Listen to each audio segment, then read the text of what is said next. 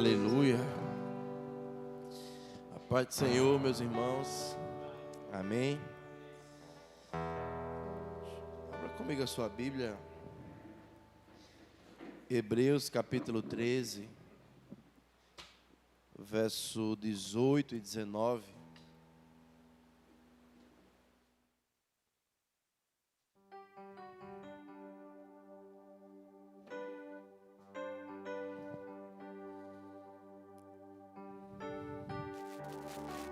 São as recomendações pessoais e finais do autor da carta aos Hebreus, que até então é desconhecido. E ele diz assim: orem por nós. Estamos certos de que temos consciência limpa e desejamos viver de maneira honrosa em tudo. Particularmente, recomendo-lhes que orem para que eu lhes seja restituído em breve. Até aí. Obrigado, Jesus, pela tua palavra. Reverbera o som da tua voz dentro de nós, Senhor. Faz-nos ouvir o teu coração, Pai. Para nós tudo que importa é te ouvir, porque basta uma palavra que sai dos teus lábios, Senhor, e tudo muda. E o que não existe passa a existir. Amém. Estamos nessa jornada chamada Segredos do Lugar Secreto, baseados no livro do Bob Sorge. E hoje eu quero compartilhar mais 3 segredos poderosos sobre as nossas vidas. E o primeiro segredo é o segredo da intercessão. O lugar secreto é um lugar de intercessão. Como somos provados em tudo que pregamos, em tudo que ministramos, nesses dias tem sido dias de chorar com os que choram, né? Eu recebi uma tia muito querida, muito próxima da gente. Ela infartou há uns 15 dias atrás, foi para o hospital, voltou, ficou boa. E eu estive na casa dela sábado retrasado, orando por ela. Ficou muito feliz quando me viu. Mas ontem ela teve um AVC. E veio para o hospital, veio para aqui para Aracaju, está internada. Os meus primos estão aí. Ontem a gente teve um tempo de mesa, de muito choro, porque as informações não batiam. E uma hora tinha morte cerebral, outra hora ia desligar os aparelhos, sempre assim. Até que ontem à noite nós estivemos no hospital até tarde. Ela está no João Alves. E eu acho que todo crente deveria passar um tempo, pelo menos na porta do Hospital João Alves. Porque às vezes você vai lá e você descobre que o doente não é quem está lá dentro. O doente é você. Meu primo entrou ontem e ele visitou. E ele dormiu na minha casa. Quando ele ia vindo para minha casa comigo, ele disse assim: Diego, quando eu saí do hospital, quando eu saí lá de onde ela estava, eu saí chorando muito. E quando eu cheguei na porta, eu fiquei ali escondido um pouco para vocês não me verem chorando. E veio um homem que eu nunca vi na minha vida. E aquele homem me abraçou e começou a falar umas palavras de Deus para mim. Deus tem um agente, irmãos, em todos os lugares. Sabe, eu disse: rapaz, os crentes ficam aí evangelizando e liberando palavras. Então, e ele foi muito confortado, né, por aquele irmão que ministrou na vida dele ali. Enfim, e aí ninguém tinha notícia correta. E só desse irmão abraçar ele, Deus já falou muito comigo, né? Porque tipo assim, veja o que eu estou fazendo, o que eu posso fazer. E, cara, o pastor é você e eu estou usando pessoas porque você não está se posicionando, né? E eu disse assim, tá bom, amanhã não tem visitas aqui, mas amanhã eu vou vir. Eu vou dar uma carteirada aí, eu vou entrar no hospital e vou ver ela. E aí eu cheguei lá hoje de manhã, fui com eles, cheguei lá, disse, olha, eu sou pastor, eu estou com uma tia aí em estado terminal, eu tenho que ir lá orar por ela. E aí ajeitaram lá e deixaram eu entrar. E eu entrei lá, né, ela está lá entubada, sinais vitais estáveis, mas o dano cerebral foi muito profundo. Os exames não confirmou morte cerebral, vai ficar repetindo exame. Enfim, orei por ela, dei a mão na cabeça dela. E é poderoso porque nós vamos falar sobre intercessão aqui. E todo mundo crê no poder da intercessão. Todo mundo, pelo menos, declara crer no poder da intercessão. A gente crê que Jesus pode ressuscitar um morto, mas a gente nunca parou o enterro para botar a mão na cabeça do defunto. Porque a gente não tem coragem, a gente não tem ousadia. É porque a gente quer a glória para nós, porque se ele não ressuscitar, eu vou ficar envergonhado. Mas se ele ressuscitar, no outro dia eu estou na televisão dizendo que eu sou o curador e você é o segundo Valdomiro Santiago da mídia, porque eu quero a glória para mim. E se ele não fizer? Daí eu me lembrei que a última... Deus me lembrou, né? Que há um ano atrás tinha uma menina de Neópolis, no hospital do Propriar, estado terminal, entubada, desenganada por todos os médicos, só esperando praticamente atestado de óbito. E aí os pastores lá ligaram para mim ir lá no hospital orar por ela. E eu já recebi tanta palavra negativa naquele hospital quando eu entrei. Disseram, olha, não tem jeito, olha, é só esperar. E eu fui lá, uma jovem. Eu botei a mão na cabeça dela e falei no ouvido dela, eu ordeno vida sobre você. E algumas horas depois essa menina abriu os olhos. E ela reagiu e ela está boa até hoje. E aquele hospital todo ficou impactado pelo que Deus fez. Então eu fiz isso com a minha tia hoje. Pastor, ela vai ser curada? Eu não sei. E se ela não for? O problema é de Deus, quem cura é Ele. Então hoje eu fui lá, coloquei a mão na cabeça dela. Eu falei no ouvido dela, cérebro, eu ordeno que você tenha vida. No nome de Jesus, receba a vida. Ressuscita, no nome de Jesus. Pus a mão no coração dela, estava batendo, conversei com o médico. E o médico falou a mesma coisa. Enfim, estamos orando, aguardando e crendo. Então o autor aos Hebreus, ele termina a sua carta dizendo assim, orem por nós. Estamos certos de que temos consciência limpa e desejamos viver de maneira honrosa em tudo. Particularmente recomendo-lhes que orem para que eu lhes seja restituído em breve. A intercessão, esse elemento da nossa vida de oração pessoal, nós podemos defini-la como oração em favor das necessidades alheias, não das minhas. O intercessor é aquele que tem sensibilidade de encarnar os sofrimentos de Deus, de sentir o que Deus está sentindo, de chorar pelo que Deus está chorando, de se mover pelo que Deus está se movendo, e tirar os olhos de si mesmo e alcançar o outro.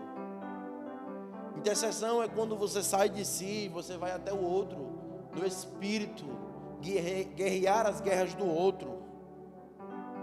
E esse é um ministério sacerdotal poderoso, de alguém que é um mediador, alguém que fica entre os céus e a necessidade terrena, clamando diante do Senhor. E o escritor aos Hebreus pediu aos santos da igreja para intercederem ao seu favor. E essa passagem nos revela um segredo poderoso da oração. É porque essa passagem diz para mim que a oração, ela acelera os propósitos de Deus na terra. O autor aos Hebreus, ele percebeu que seria restituído àquela igreja, a sua vida seria restituída àqueles irmãos, mas isso poderia acontecer mais rapidamente se aqueles irmãos orassem. Sabe, nós podemos comprar tempo com a nossa oração, irmãos. Tempo. Paulo, escrevendo aos Efésios, ele diz: ei, aproveitando ao máximo cada oportunidade, porque os dias são maus. Como é que eu vou fazer para remir o tempo? Orando. Orando. Quando o mal está nos ameaçando, quando o mal está nos afrontando e querendo vir sobre nós, nós poderemos adiar a vinda do mal com a nossa oração. Assim também, quando o bem está demorando a chegar, nós poderemos acelerar a sua vinda e a sua chegada com as nossas orações. Sabe,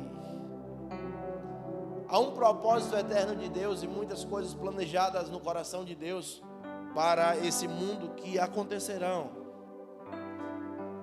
E a única pergunta que nos cabe fazer é: esses projetos de Deus, eles ocorrerão através de quem? De nós?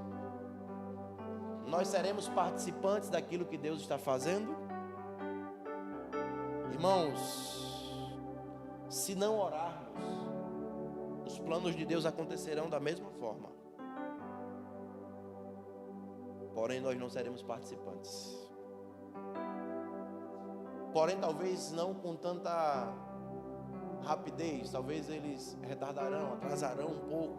Talvez eles serão adiados.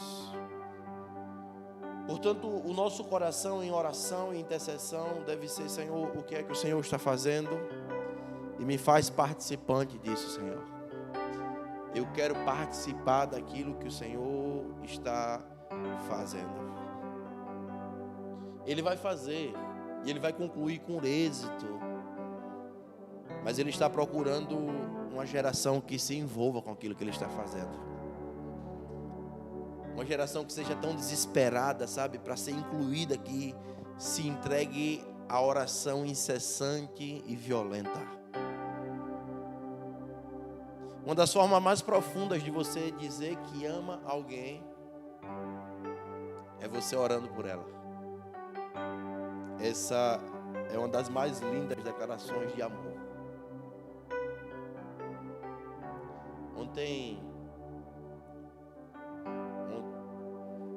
Sexta-feira, recebi um profeta amigo, precioso, na minha casa. Dormiu lá com a gente. E é alguém de muita oração, que Deus usa muito assim para falar conosco, que ora por nós. E se existe algo poderoso que eu pude ouvir dos seus lábios, foi dizer: cara, tem um ano que eu estou orando por você, especificamente por isso daqui. E eu sei que ele está orando de verdade, porque eu conheço ele, porque ele libera palavras proféticas, porque ele ora, porque nós temos relacionamentos. E isso é poderoso, irmãos.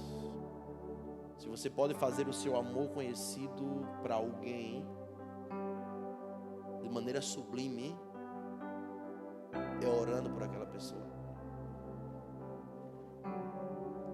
Deixando com que ela perceba que a vida dela está sendo regada por suas orações. Nessa intercessão você está investindo na vida de outro alguém. E esse é um segredo poderoso do lugar secreto. São cordas humanas, são laços de amor, de afeição, que ligam o coração dos irmãos uns aos outros. Deus mudou a sorte de Jó quando ele orava pelos seus amigos. Sabe, você lutar as guerras do outro, ajudar o outro em suas batalhas em oração, irmãos, isso é a sublimidade da vida cristã.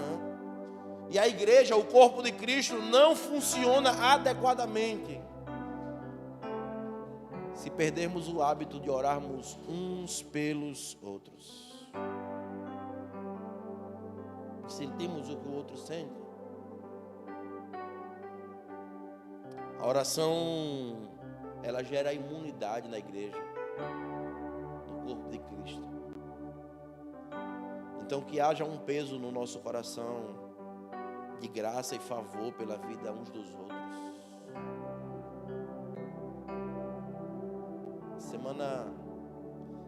Quinta-feira nós tivemos uma reunião e Luciana compartilhou algo que estava vivendo e passando na empresa dela. E eu cheguei em casa tão carregado de compaixão por isso que eu deitei, eu só consegui orar por isso. E pensar nisso e dizer: Senhor, visita a casa de tua filha, visita os negócios dela, Senhor. Faz um milagre, faz uma obra, faz algo. Sabe, e eu nem tinha percebido que os próximos capítulos tratavam sobre intercessão, e é impressionante como Deus vai construindo isso no meio da semana. Como Deus vai construindo isso no meio da semana, sabe? Irmãos, a oração é a nossa arma de guerra. Combatemos as forças invasoras, sabe? Que buscam adoecer e afligir o corpo de Cristo por meio da oração. E o Bob compara a ausência da oração na igreja com a lepra, com a doença da lepra. Um médico especialista em leprosos, chamado Paul Brand, um cirurgião de leprosos, ele explicou que quando uma pessoa está com essa doença, os seus nervos param de funcionar, deixam de enviar sinais de dor para o cérebro. E o que acontece? Essa pessoa vai perdendo os dedos, às vezes até a mão inteira, em acidentes, por não sentir mais dor. Se ela der uma topada aqui com o dedão do pé, ela não sente dor, ela perde o dedo, os nervos sensitivos não funcionam. E ele faz uma analogia a isso com a vida espiritual. Quando a igreja não consegue mais sentir a dor do outro, se compadecer pelo outro, quando a igreja não consegue mais chorar pelos perdidos, está tão envolvida em si mesmo, está fazendo tantas coisas para ser abençoada, está querendo ter tanta relevância, que não consegue mais chorar por aqueles que caminham a passos largos para o inferno, que não consegue mais sentir a dor do outro, que senta do lado para cultuar na igreja todas as semanas. Parece que a nossa vida espiritual é uma corrida individual em que estamos buscando para nós resolver as nossas coisas. É quando os nervos da igreja já morreram, e o que acontece em seguida é que ela começa a perder pessoas e membros, porque os sinais de dor que o corpo enviam ou deixaram de enviar não nos faz perceber que os outros estão se indo, evadindo. E a vida de intercessão, irmãos, é uma resposta à dor do outro. Choramos porque estamos tomados de compaixão, sentindo a dor do outro. Choros de intercessão, suplicando a Deus em favor pelo outro. Qual foi a última vez que você se doou em oração por uma causa que não era sua? Que não foi para que Deus resolvesse os seus problemas, mas foi porque você incorporou os sentimentos do outro, os sofrimentos do outro. Nosso padrão de vida de oração e de intercessão denuncia o nível da compaixão que nós carregamos. Eu lembro de Neemias, capítulo 1, verso 7. Neemias recebe notícias de que ele está na Babilônia, ele está escravo, copeiro do rei, mas ele recebe notícias que o seu povo, as casas estão queimadas, as portas estão destruídas, os muros estão derrubados. Neemias é tomado de compaixão e ele vai interceder junto ao rei para poder ir lá reconstruir os muros de Jerusalém. Mas ele ora ao Senhor, e a oração que Neemias faz, um homem reto, um homem fiel, um homem justo, ele diz assim: Senhor, na verdade, temos procedido perversamente contra ti.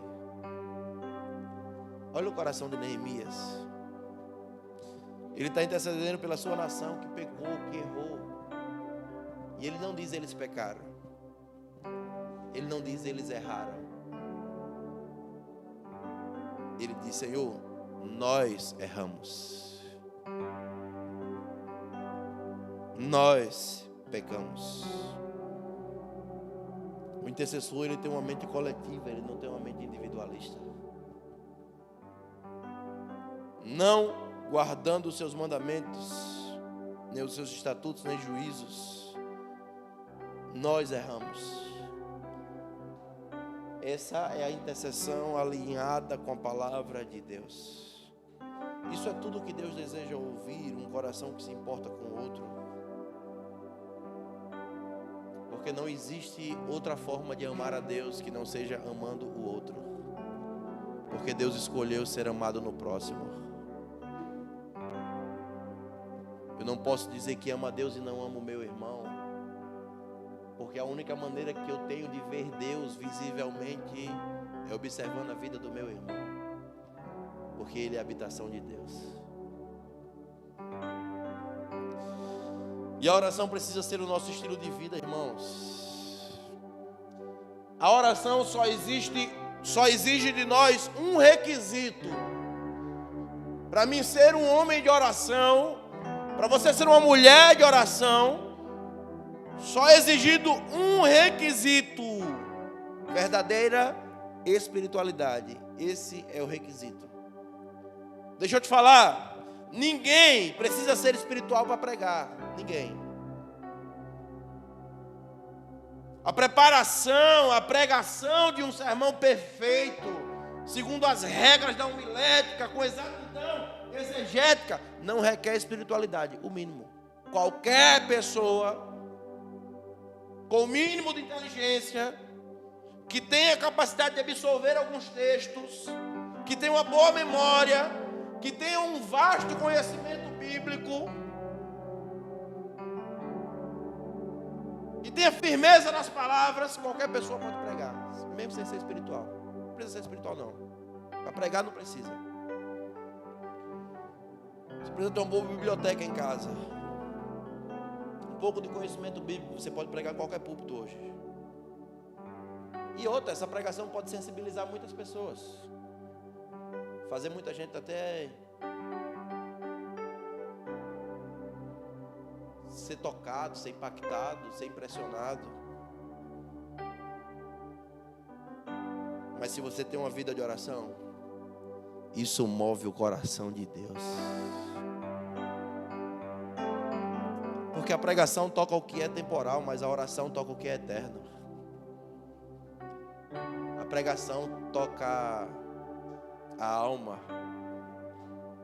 mas a oração toca o espírito. O púlpito pode ser uma vitrine para nós expormos os nossos talentos, mas o aposento de oração, irmãos, desestimula toda a vaidade pessoal. Ali não tem reconhecimento, ali ninguém te vê, ali ninguém te aplaude, ali ninguém diz que você é bom, ali é você e Deus. E a grande tragédia dos nossos dias é que existem muitos pregadores sem vida no púlpito, entregando sermões sem vida, a ouvintes sem vida. E uma pregação que não é regada por uma vida de oração mata a alma do ouvinte em vez de vivificá-la. Aquele que não tem vida de oração libera palavra que não tem vida. Porque um sermão gerado na mente só atinge a mente de quem ouve. Mas um gerado no coração de Deus, recebido por meio de oração, chega ao coração. A unção não é algo que você aprende estudando em um curso. Está cheio de vendedor de curso na internet, irmãos. Quanto mais caro coloca o curso, mais o comprador pensa que o curso é bom. E tem muita gente que diz que é avivalista, que quer um avivamento no Brasil, diz que o Brasil é um celeiro de missionário, mas está tudo lá no Havaí, nos Estados Unidos, vivendo uma vida de luxo, e vem uma vez no ano no Brasil, aí lança um patrocinado no Instagram, o curso para você viver como Jesus, liderar como Jesus, fazer como Jesus. Aí pega uma boa equipe de marqueteiro, aí pega um bom tráfego de dados, investe ali no tráfego de dados, aí vem, investe ali 50 mil reais, fatura 800 mil, enche o bolso de dinheiro, volta para a vida de luxo, vive o resto do ano lá com a família. Aí no outro ano vem fazer a conferência do clamor, daqueles que clamam para encher o bolso e voltar para os Estados Unidos e quer derramar avivamento sobre o Brasil. Eu acredito no avivamento daqueles que estão arregaçando as mangas e sentindo a dor dos brasileiros. Não estou criticando quem vai embora. Eu tenho chamado para outra nação. Um dia eu vou morar em outra nação. Um dia eu vou ministrar lá. Mas o que eu estou falando, irmãos, é que você tem que regar aquilo com lágrimas, com vida, com dia a dia. Sabe, a unção não é algo que você aprende. É uma bênção recebida por meio da vida de oração. Quer ter unção, irmão? Ore. Eu lembro do que Deus fala por meio do profeta Ezequiel no capítulo 22, o verso 30, que diz assim: busquei dentre eles um homem que estivesse tapando o muro, que estivesse na brecha perante mim por esta terra. Olha que Deus estava procurando alguém que estivesse intercedendo por aquela terra, mas ele não acha. Eu vou ter que destruir esse lugar, porque ninguém eu achei, porque não tinha intercessor intercedendo por esse lugar. Ei, a ausência de intercessão gera morte. Vida de intercessão livra da morte. Olha o que o Senhor está dizendo a Ezequiel: ei, eu vou ter que destruir esse lugar, porque eu procurei alguém que estivesse na brecha, que estivesse posicionado, que estivesse orando por essa terra, mas a ninguém achei. Imagina para Ezequiel a dureza de ter que ouvir isso. Qual é a sua terra? Pelo que você tem se posicionado? Sua casa, seus filhos? Dá para imaginar o Senhor chegando e dizendo assim: olha, eu vou ter que... esse casamento aqui, essa família aqui vai padecer, porque não tem ninguém posicionado por ela. Porque, ei, marido, sacerdote, ei, esposa que edifica a casa, como vocês vivem junto e não se posicionam pelos seus filhos, pela sua casa, pelo seu matrimônio? Como? Eu não vou poder livrar vocês. Qual é a sua terra, irmãos? Pelo que você tem se posicionado, pelo que você tem chorado, pelo que você tem se posicionado, sabe, seus filhos, o teu posicionamento em oração e intercessão protege os seus negócios, a sua casa, os seus filhos, protege aquilo pelo qual você está posicionado. E a igreja evangélica brasileira está assim de gente, olha, que pelo que quer, pelo que deseja, faz qualquer coisa. Mas pelo que deve fazer, não faz nada. Não, o que eu desejo é um carro melhor, então eu faço qualquer coisa. Eu faço dívida que não posso, eu pinto o sete para conquistar o carro melhor. Mas deveria estar posicionado pelos filhos, mas pelos filhos eu não me posiciono. Eu me posiciono pelo aquilo que desejo, mas por aquilo que eu devo fazer, eu não faço nada. Somos negligentes com o que não deveríamos ser. Você está entendendo essa palavra? Diga assim: eu preciso me posicionar em Deus. Segundo segredo que eu quero compartilhar com você, além da intercessão, é o segredo da vida de vigilância. O lugar secreto é um lugar de permanecermos vigilantes. Orai e vigiai. É orando e vigiando, irmãos. Jesus fala isso 2 vezes para os discípulos. Marcos capítulo 13, verso 33, e no capítulo 14, 48, ele está ali falando: orem, mas também vigiem. Portanto, há algo sobre oração que diz respeito aos olhos abertos, aos olhos atentos, a estar alerta. O lugar secreto não é um esconderijo dos eventos atuais que o mundo vive. Não. Não é você se esconder. É você trazer consciência sobre tudo isso à luz das Escrituras pelo Espírito de Deus. Irmãos, cada ponto de vista é a vista de um ponto. Você sabe disso. E o nosso problema é que nós não temos a vista dos pontos pelos quais Deus vê. Nós estamos olhando para as coisas a partir da ótica política. Olhamos a partir da ótica ideológica. Olhamos a partir da ótica familiar, da cultura da nossa família. Mas nós precisamos olhar para o mundo da maneira que Deus olha. Porque aí nós sentiremos o que Ele sente, nós choraremos pelo que Ele chora, nos moveremos pelo que Ele se move. E quando Jesus fala sobre vigiar, Ele está apontando também para a sua volta, para estarmos atentos. Porque Marcos capítulo 13 diz assim: o dia e a hora ninguém sabe, nem os anjos do céu, nem o Filho, somente o Pai. Fiquem atentos, vigiem. Vocês não sabem quando virá esse tempo. É como um homem que sai de viagem. Ele deixa a sua casa, encarrega as tarefas, cada um dos seus servos, e ordena ao porteiro que vigie. Portanto, vigiem, porque vocês não sabem quando o dono da casa voltará. Se à tarde, se à meia-noite, ao cantar do galo, ao amanhecer. Se ele vier de repente, que não os encontre dormindo. O que lhes digo a todos: vigiem. Já pensou você ser encontrado dormindo? Isso não estou falando de um sono físico. Você dorme à noite. Não tem nenhum problema Jesus voltar e você está dormindo na sua cama.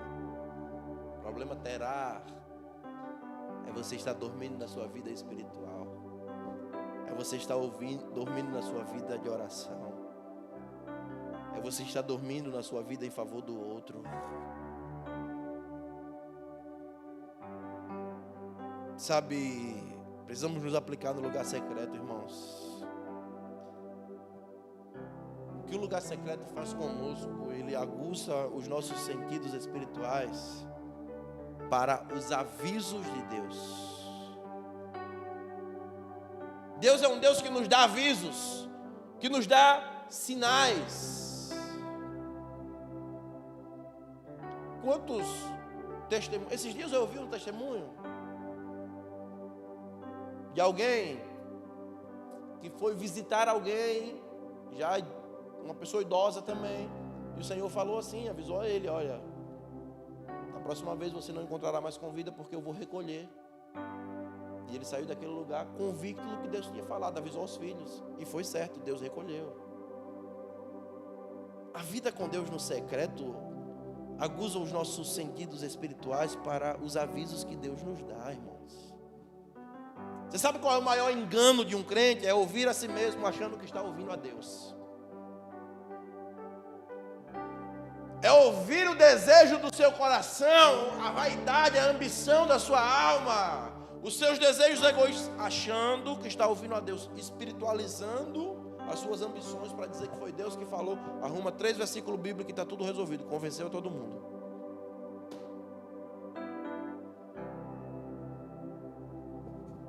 Ei, antes de fazermos qualquer coisa, devemos nos entregar à oração para discernir o que e como Deus quer fazer. Regar com oração, irmãos. Isso é ser fiel em tudo. Que as suas ações e decisões, os seus passos sejam regados com oração. No lugar secreto também é um lugar que nos dá lentes espirituais, cosmovisão bíblica. Nós conseguimos interpretar os eventos que estão acontecendo no mundo através da ótica da palavra de Deus.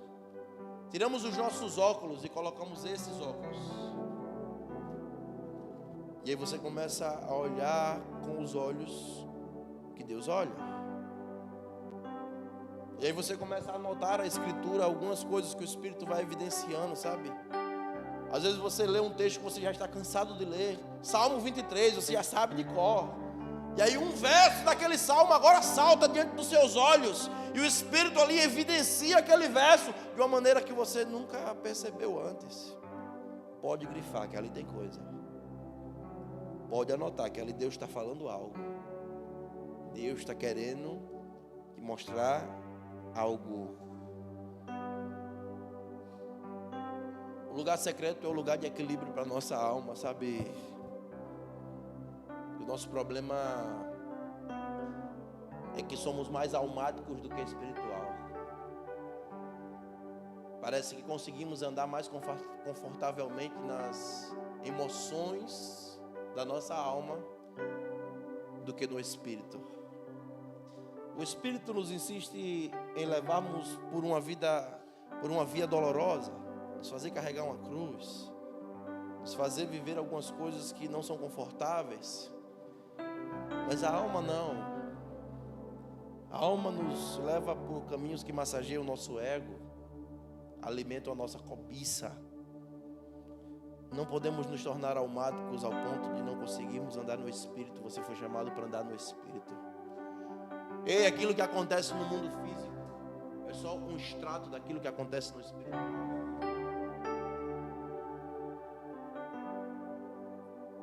Portanto, tudo o que Deus pode fazer já está aí dentro de você. Você só precisa colocar para fora. Ordenar que as coisas aconteçam. O lugar secreto é o lugar onde silenciamos os nossos corações. Tempo suficiente para ouvir, contemplarmos com atenção aquilo que Deus está falando. Eu lembro de Simeão. Acho que eu já falei sobre ele aqui. Um dia Simeão recebe uma palavra. E ele ficou posicionado naquela palavra até que os seus olhos vissem o cumprimento dela. Lucas 2, 25. Abra comigo esse texto. Lucas 2, 25 ao 32.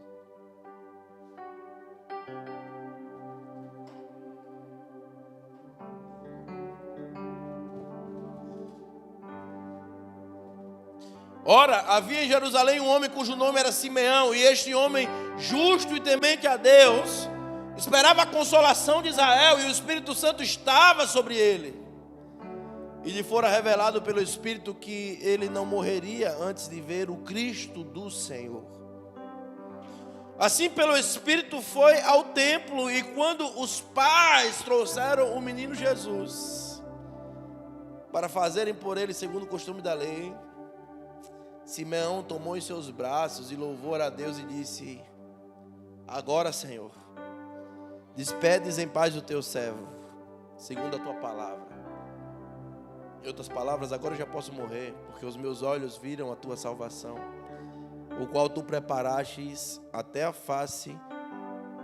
ante a face de todos os povos, luz para a revelação aos gentios e para a glória do teu povo Israel.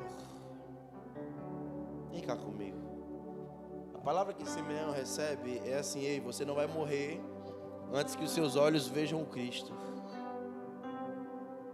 Todos os dias da vida de Simeão, a partir do momento que ele recebeu aquela palavra, ele ia ao templo todos os dias e só tinha uma expectativa no seu coração: será que é hoje? Será que ele vai adentrar por essas portas?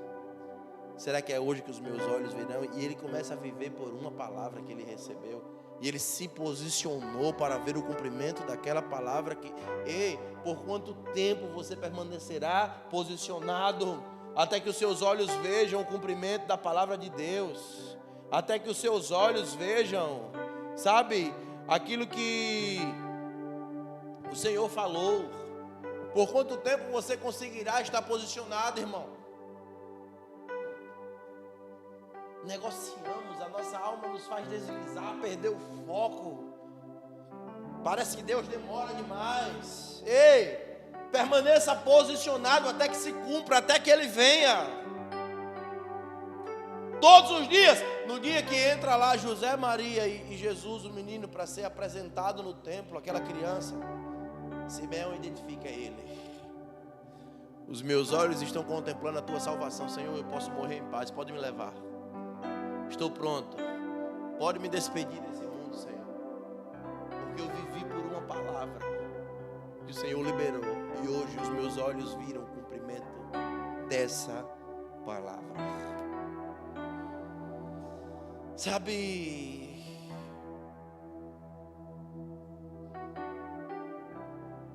Jesus deseja que fiquemos alertas, posicionados, com os olhos focados, com os ouvidos atentos àquilo que Ele falou, irmão. Não negocie, não abra mão. Terceiro segredo, o Bob chamou do segredo da terapia da radiação. Que é isso? Todos nós, enquanto humanos que somos, nos esforçamos para superar o pecado. Todos nós. O autor aos Hebreus, no capítulo 12, descreve essa nossa luta como a luta contra o pecado. Essa é a nossa luta diária. Algumas pessoas se esforçam mais do que outras, porque o histórico da vida daquela pessoa, talvez a história de vida mundana que ela viveu, fez com que as raízes do pecado se tornassem mais profundas, mais arraigadas em seu ser. Independentemente da intensidade do nosso próprio esforço pessoal, cada um de nós já desejou ter obtido vitória de uma forma mais completa sobre esses padrões pecaminosos. E o percurso até a vitória sobre os pecados habituais, sabe, é muito facetado e ele inclui arrependimento diário, renúncia de padrões antigos, orações de concordância, autorresponsabilidade, perdão, negar-se a si mesmo e por aí vai, irmão. Mas pastor, qual é o segredo para vencer esse pecado? Qual é o segredo para vencer os tendões desse pecado? Da minha vida pregressa, que me acompanha até hoje, que me tenta até hoje, que me derruba até hoje. E eu quero expor aqui esse segredo, sabe? O segredo para superar o pecado é simples. A igreja evangélica brasileira complicou demais, inventou coisas demais, arrudeios demais. Mas o segredo continua sendo Bíblia e oração, irmãos. E isso é tão simples, tão ignorado ou esquecido.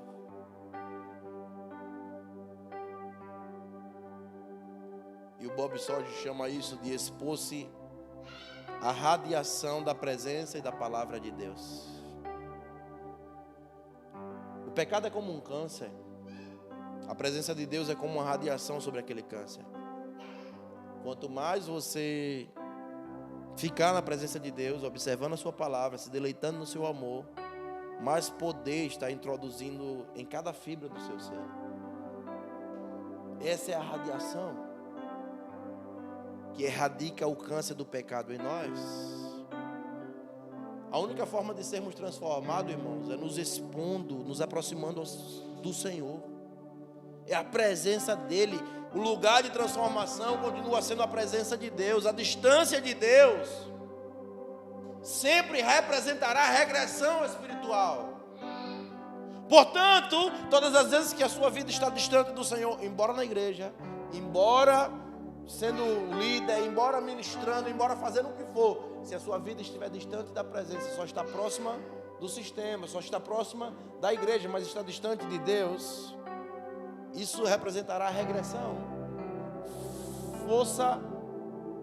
A força daquele pecado, sabe, não será combatida porque há pouca radiação na sua vida, há pouca exposição às escrituras, há pouco tempo de oração. Você está distante, talvez nem há vida de oração. E aí sabe o que é que vem? É como se fosse o atirador de elite do inferno, chamado voz de acusação,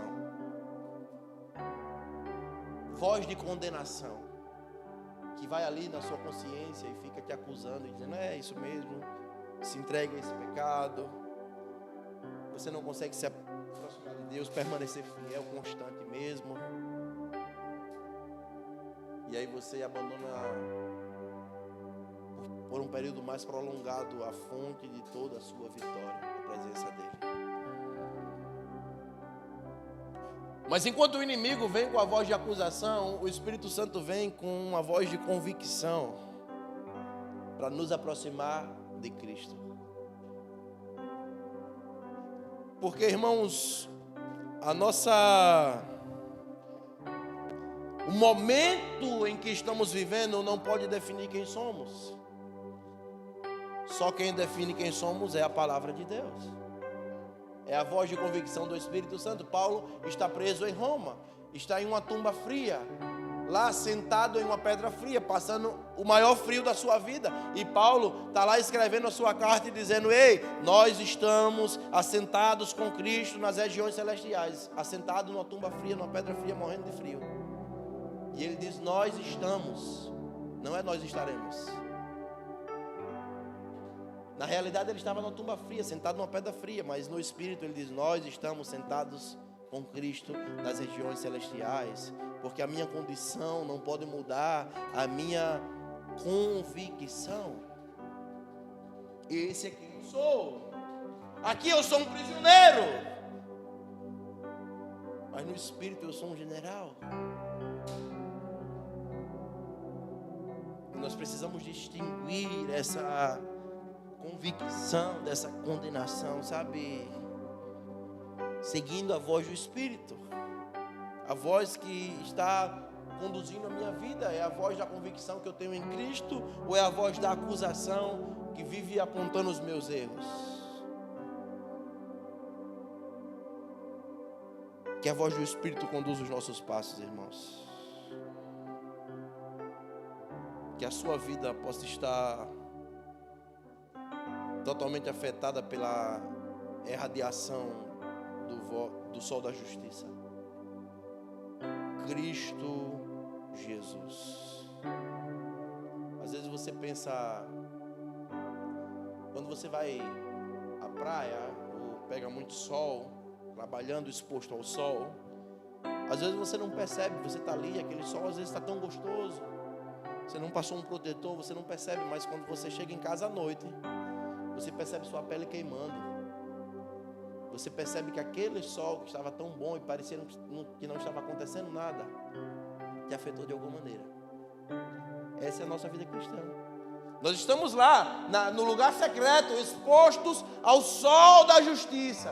E às vezes, irmãos, parece que não está acontecendo nada, não está funcionando, Deus não está falando, Deus não está agindo.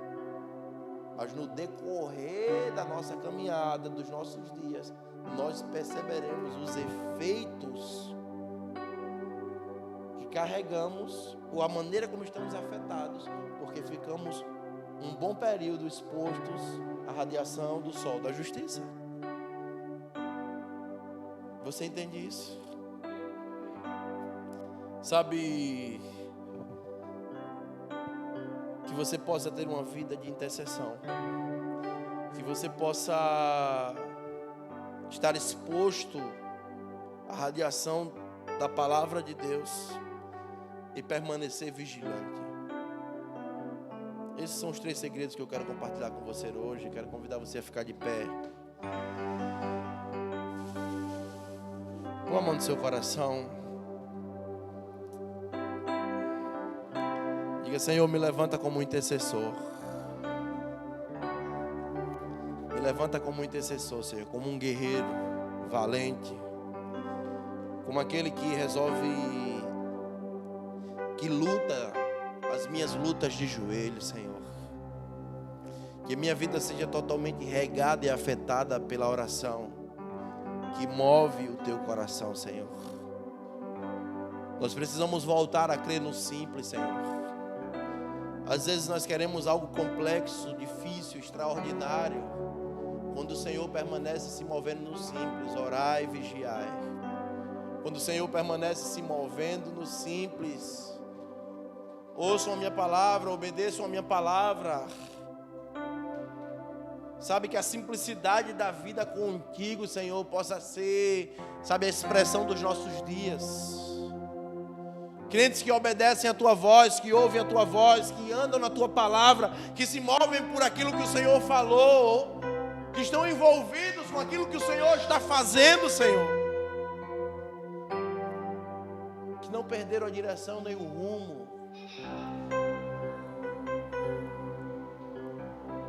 Te adoramos essa manhã, Senhor.